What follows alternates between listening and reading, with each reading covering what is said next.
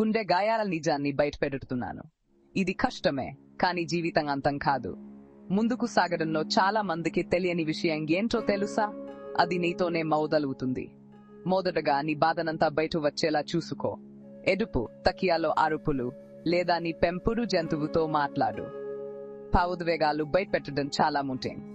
తర్వాత గతాన్ని పక్కన పెట్టే. ఆ పాత ఫోటోలు, బహుమతులు, ఇష్టమైన స్వెట్ షర్ట్ కూడా వారినింటిని ఒక పెట్టెలో పెట్టేసి దాచేయి. కంటికి కనిపించకుండా పోతే మనసులోంచి కూడా పోతుంది. ఇప్పుడు కొత్తగా ఏదైనా ప్రయత్నించు.